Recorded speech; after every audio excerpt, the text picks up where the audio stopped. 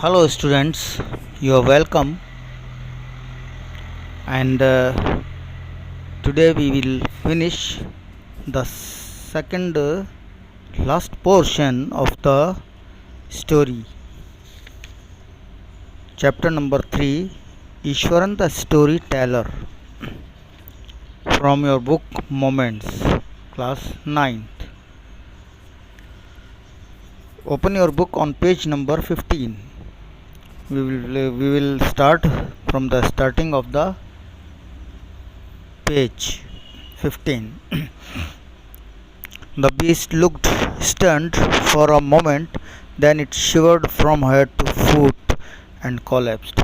In this way, when Ishwaran tells the story, he brings the same and accurate gestures on his face, and also when he tells the story, he, he acts like an actor, and in an action he tells the uh, marvelous incidents of the story, as he just now told the story of that elephant, how he broke broke down into the boundary of the school, and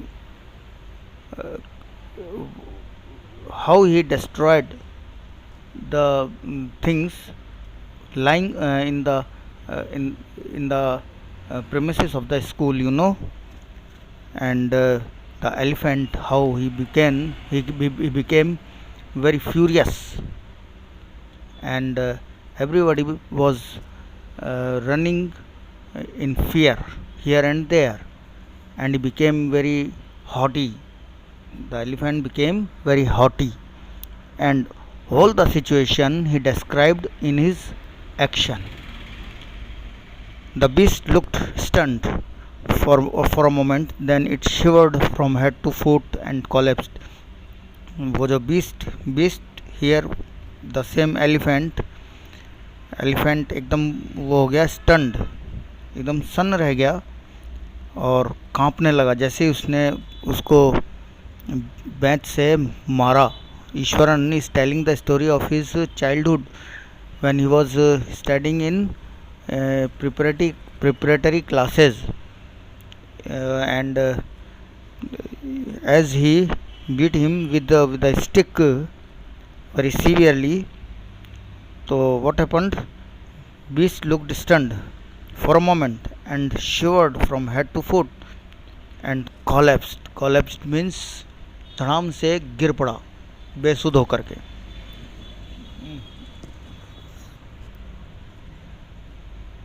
At this point, Ishwaran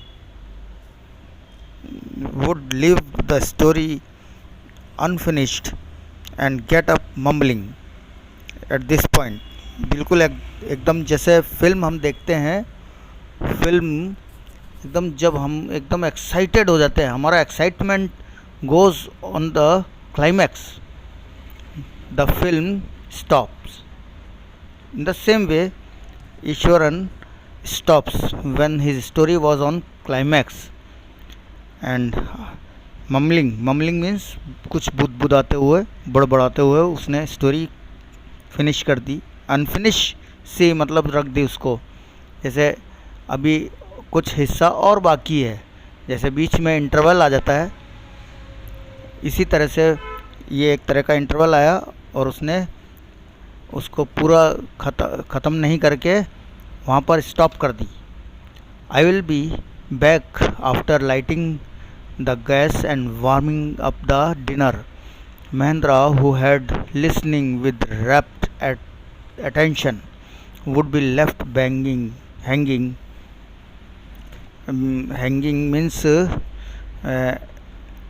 in a dilemma condition, मतलब अनिश्चय की अवस्था, और वो पूरी तरह से ध्यान मग्न हो गया था, बड़ा एक्साइटेड हो गया था, और इसी जगह पे उसने स्टोरी ख़त्म कर दी, मतलब स्टॉप कर दी, और वो गैस वगैरह जला के उसका डिनर गर्म करने के लिए चला गया, और ये कह कर के कि मैं ये खाना गर्म करके लेकर के आके वापस शुरू करूँगा।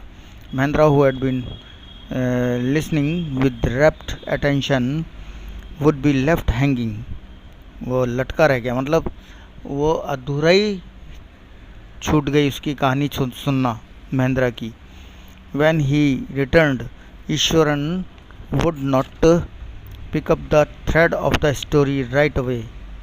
एकदम उसने स्टोरी जब वो वापस लौटा तो उसने भी एकदम शुरू नहीं करी। Mahindra would have remind him that the conclusion was pending. Well, a veterinary doctor was summoned to revive the animal. Eswaran would shrug casually.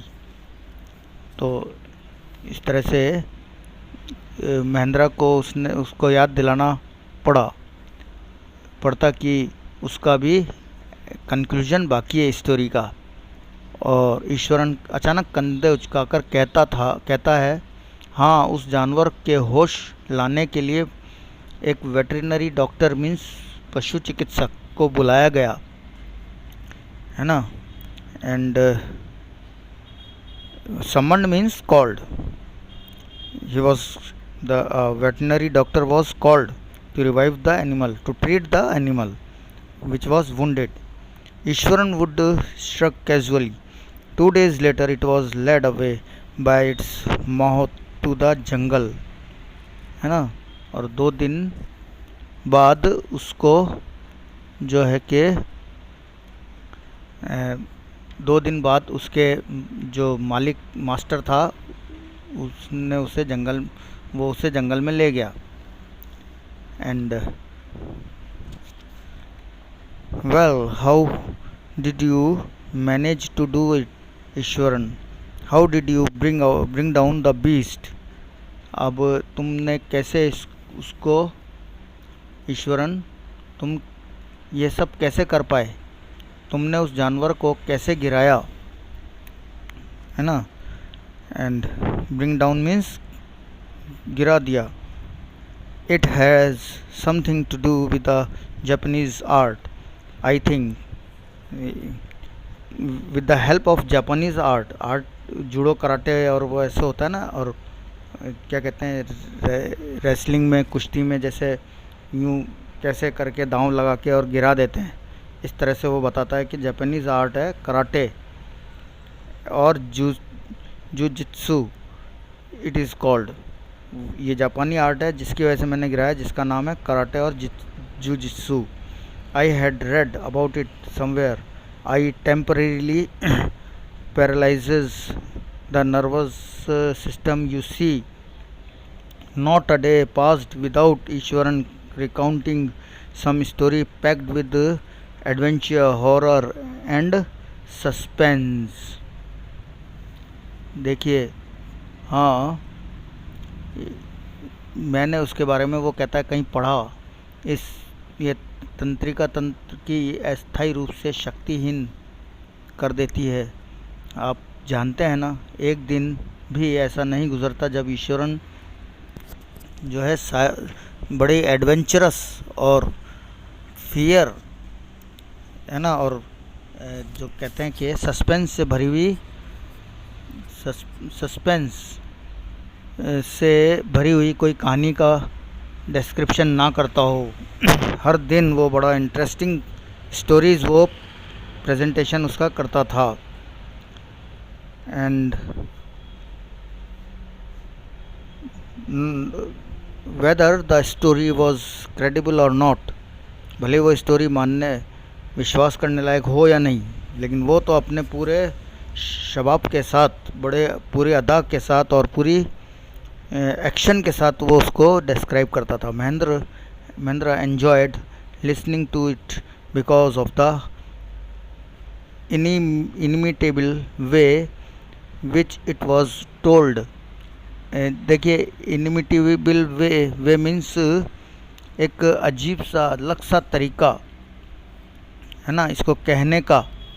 एक तो सीधे सीधे लोग बोलते हैं और एक तरीका जिसकी नकल नहीं की जा सकती, एक अनूठा विचित्र यूनिक स्टाइल, वो उसका कहने का होता था।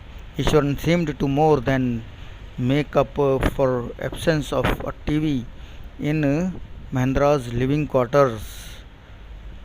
ईश्वरन मतलब एक टीवी की एब्सेंस को वो महिंद्रा को रियलाइज़ नहीं होने देता था कि आज हमारे पास अगर टीवी नहीं है तो हम बिल्कुल इनकम्प्लीट हैं, अगर मोबाइल नहीं है तो हम बिल्कुल इनकम्प्लीट हैं, अपने पास ऐसा लगेगा कि कुछ भी नहीं है। लेकिन Eswaran was himself had the power, Eswaran himself had the power of television that time. And बिना टेलीविज़न के भी महिंद्रा को ईश्वरन की स्टोरी सुनना बहुत पसंद था। One morning when Mahendra was having breakfast, Iswaran asked, can I make something special for dinner tonight sir? After all today is an auspicious day. Auspicious day means very day, a day of blessing, बड़ा मुबारक दिन, बहुत ही अच्छा दिन। According to tradition we prepare various delicacies means sweet dishes to feed the spirits of our ancestors today। एक morning Mahindra जब breakfast ले रहा था तो ईश्वरन ने उसको कहा कि आज कुछ स्पेशल डिशेस बनाएं क्योंकि आज का दिन बड़ा ऑस्पिशियस है ना। और इस दिन अकॉर्डिंग टू द ट्रेडिशन, परंपरा, हम our ancestors are called four fathers,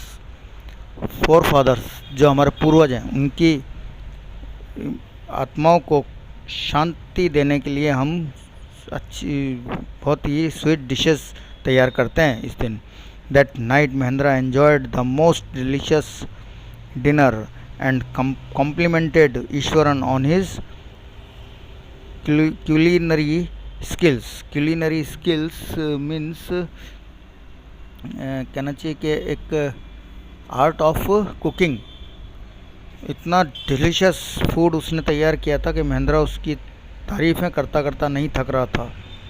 and he seemed very pleased but unexpectedly launched into a most garish account involving the supernatural। देखिए जो ईश्वरन ने भोजन बनाया उसका बहुत आनंद लिया और उसकी तारीफ़ करते हुए वो नहीं थक रहा था। लेकिन क्या कहते हैं कि उसने भूत प्रेतों से संबंधित एक अत्यधिक भड़कीली कहानी स्टार्ट कर दी उसने। सुपर नेचुरल पावर से रिलेटेड उसने एक कहानी स्टार्ट कर दी।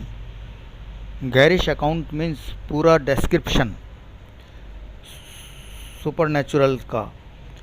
You know sir, this entire factory area we're occupying was once a burial ground. Now his new and second thriller story starts.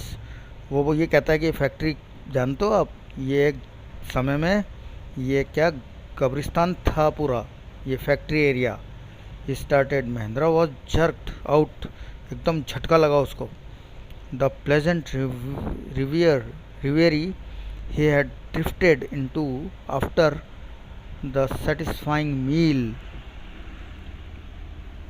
And देखिए कि रिवेरी इसमें आया, jerk out means came out suddenly, delightful, pleasant means delightful, reverie dream, drifted into means lost into, खो गया। Human school, मानव खोपड़ी, है ना। अब वो जो महिंद्रा था उसने पहले ही दिन जान गया कि मैंने रास्ते में पड़ी हुई मानव खोपड़ी देखी, है ना। I know the first day itself when I saw human skull lying on the path। जब उसने कहानी स्टार्ट की कि ये जो फैक्ट्री एरिया है एक समय में पहले क्या था, ये पूरा ग्रेवयार्ड था, जहाँ graveyard is a place where dead bodies are buried.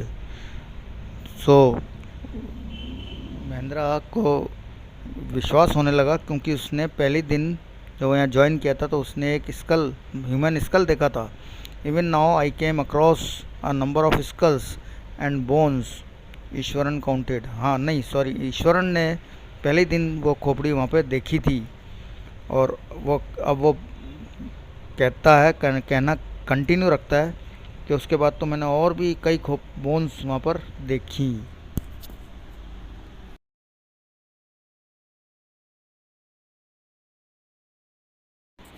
Hello children, today I want to stop here, and in the next video tomorrow I will continue and finish this chapter in the coming next video. Thank you and have a nice day. God bless you.